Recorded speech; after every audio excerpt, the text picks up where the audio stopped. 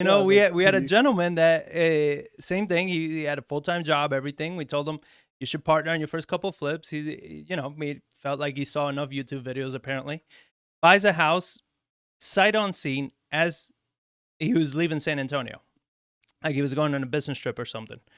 And I was like, wow, that's reckless. And he bought it from one of these big wholesale companies that are known for just, you know, screwing Not everybody known in for their between. ethics. And so he says, I bought this house and everything. I would like to partner with you guys on the rehab because I can't handle the rehab. It's a lot. And I was like, all right.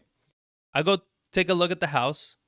I didn't spend too much time because as soon as I walked through the door, I can see through the whole house. Literally, they had no sheetrock, no insulation, no nothing. You needed to do literally everything: plumbing, foundation, roof, Wasn't the house electrical. like on the demo block too? Like he had to stop Well, it. hold on. So I get there, so I look at it. I'm like, all right, run ARVs. I run the how much it would cost to renovate the house and everything. And I told him, all right, well, it's going to cost this much to renovate, and this is the price we're going to sell for. He's like, oh, I can't do that. I was like, why not?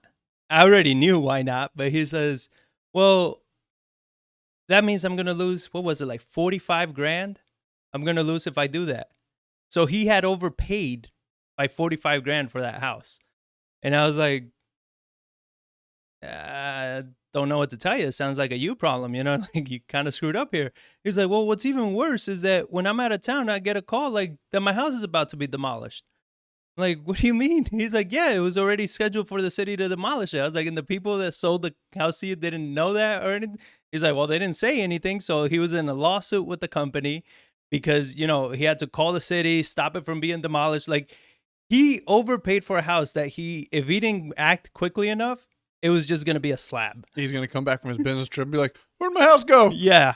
And then he's like, so what do I do? I'm about to lose 40, 45 grand, or I don't know. It was 40, I was around there. What do I do? I'm like, well, at this point, your only option is pretty much either you eat that loss or you renovate it and you rent it, refinance whatever you can back out of it, and just hold on to it, you know, and hope that with between the rent and appreciation. He might be able to break even now. This was because that was like 3 years ago. Yeah, but it was still further out, you know, so I don't know. But it's still in that price point that's seen like Yeah, ridiculous so appreciation. that was really his only option at the time. But like I tell people, I'm like, call me before you buy the house. You know what I mean? Don't call me after you bought it because now it's like, well, now let's just mitigate the loss as much as we can, you know. And we have that other situation with 2 other properties from a lender. So I mean, it's something that, you know, take it serious, guys. This isn't a game. This is real money, and debt is a very powerful tool to use to exponentially grow your wealth. Well, but it's also a very powerful tool to exponentially decrease your wealth if you don't know what you're doing with it. It's like, or somebody else's wealth. Yeah. And isn't that the problem though? Don't you think that, at least from what I've been seeing, is money has become so accessible. There's more and more people willing to lend to people they not only don't know, but to people that don't have any prior experience at all, flipping houses, doing any kind of managing rehab, anything at that level. We were seeing that years ago when that lady lent something like 60 grand to somebody and got no documents, just like just wrote a check and said, here you go. And then like the guy stopped making payments. Things were going wrong with the house for obvious reasons. And she's like, well, I just hope I get my money back. Like, what do you mean you hope? Don't you have some documents? No. Oh no.